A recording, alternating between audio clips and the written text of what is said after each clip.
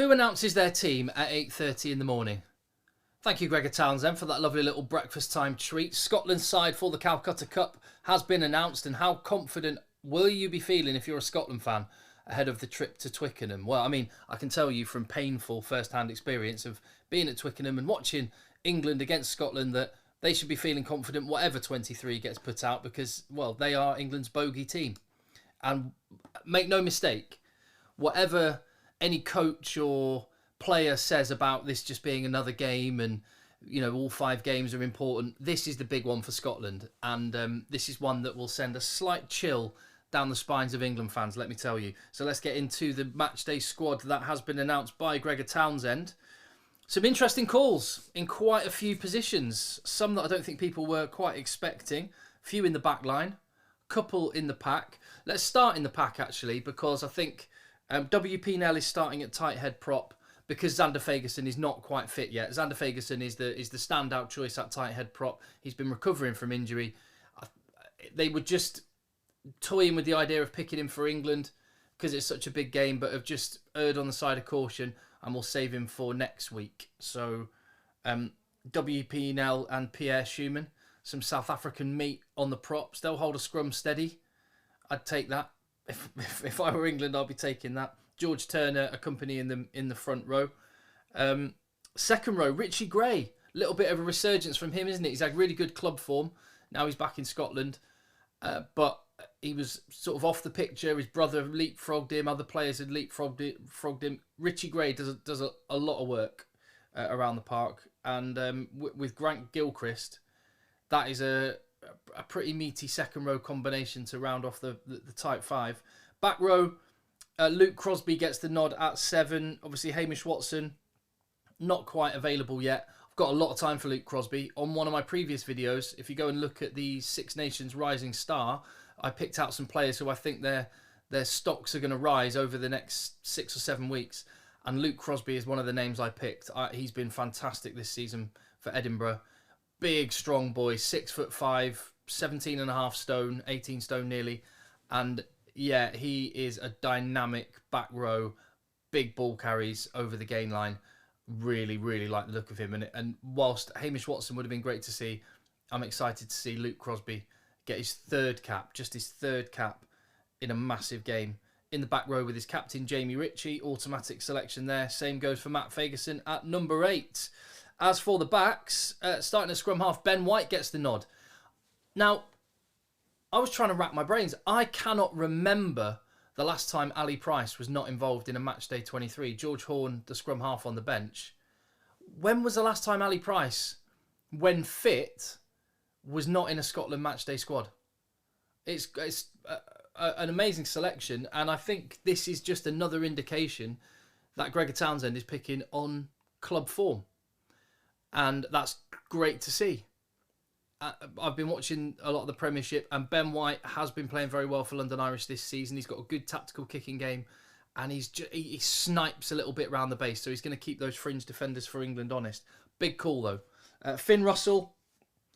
I think that maybe a little bit too much is made of the relationship between Gregor Townsend and Finn Russell. As long as Finn's given the reins on a match day to do what he wants to do, personally, I would let him have a beer before a game if that's what he wants to do, as long as he delivers the goods on the pitch. But you know, that's another matter altogether. But seeing Finn Russell back in the blue, playing well in the autumn, made Gregor Townsend look stupid that he ever dropped him, and he's in the 15 for this match. Duan van der Merwe partnered on the wing with Kyle Steyn. That's a big call as well. You got some good back 3 players not involved. Kyle Steyn being rewarded again for good form, and he looks like there's some players that look really good at club level and then don't quite transition to international stage. Kyle Steyn, I think, has the attributes where he actually does look like an international player. He is tough, so that's quite a decent combination. And I guess the biggest call is at outside centre, where Chris Harris has been an ever-present for Scotland. He is on the bench for this one with Hugh Jones back. Hugh Jones, who spent a bit of time playing mainly fullback last season at Harlequins, and he was off. He's now back, and actually I think not just club form, but club partnerships have come into play here, because we now have the Scottish combination, hashtag Hui Pilotu, in the centres, and Huey Pilotu have been looking very good for Glasgow, and I think that's why the tight call has gone in favour of Hugh Jones. Simply that with not a lot of time in the build-up, Gregor Townsend's lent on what is an established club pairing that are doing well this season, and he's transitioning that to the international stage. Chris Harris could feel rightly aggrieved, but he's got a big role to play coming off the bench. Stuart Hogg at fullback, hoping to see the Stuart Hogg of old. Well, actually, as I'm an England fan, save the Stuart Hogg of old for next week, Stu. He has had some up and down form, but he's been looking back to his best more recently. Onto the bench, and Fraser Brown, Jamie Batty and Simon Bergen. They're experienced at international level now. Johnny Gray, I mean, a big engine to bring off your bench in the second row. I'd take that if I was England. Jack Dempsey, I think that would have been Luke Crosby's shirt, and Hamish Watson, obviously. So Jack Dempsey's got an opportunity that he might not have expected. And George Horn, Blair Kinghorn, the most Scottish name ever, on the bench. And Chris Harris rounding out the 23-man squad. I'd be fairly happy with that if I was a Scotland fan. I'd feel fairly confident that they're going to do all right against England as well. Yeah. Well, let's have a look at that, actually. Let's have a look at the... Well, this is the rumoured England team. Subsequent to my video that I made yesterday, this was another leaked England team.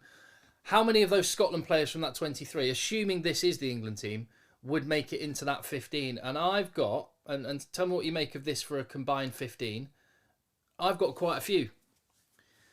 In the pack, I've gone for WP Nell at tight head prop. I'm not convinced about Kyle Sinclair.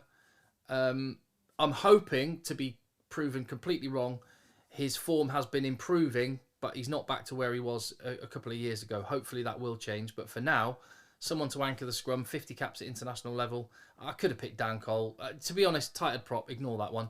The rest of the front row, I've gone with England. Second row, Itoje and Gilchrist. I think that's fair. And I've gone for, based on the three options that were available, Jamie Ritchie at blindside flanker over Lewis Ludlam. Tight call, that one, but Jamie Ritchie, class act.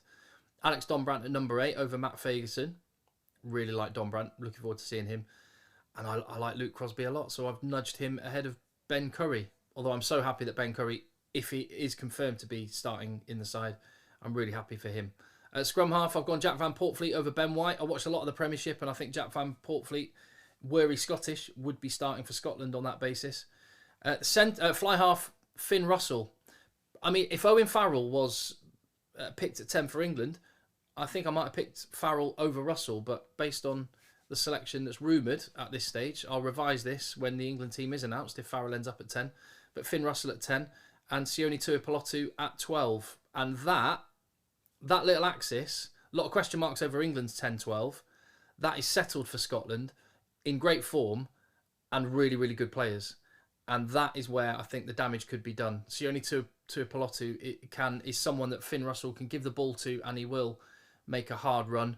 But Sione Tuipulotu can distribute as well and get the ball into Duhan van der Merwe's hands. Joe Marchant at outside centre. It's the big. I've said this before many times. It's the biggest pain out of the whole Eddie Jones era that Joe Marchant felt he had to go off and play rugby in France next season. I wonder if he's regretting that. I don't know if he can reverse that. I hope so, because I think Joe Marchant is outstanding, and I'm hoping and I'm thinking we're going to see that at Twickenham on Saturday. So I've picked him as my 13. Ollie Hassel-Collins, same. I'm on the record for a long time how much I love him. So I'm delighted if he gets his international start. I would have him in the back three with Freddie Stewart over Stuart Hogg.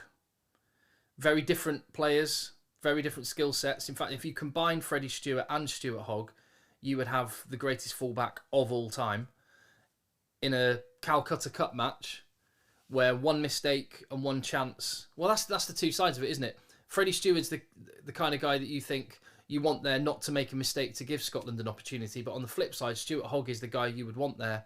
If there is a sniff of an opportunity, he's got the talent and the pedigree that can take it. So maybe the conservative choice I've gone with there for Freddie Stewart.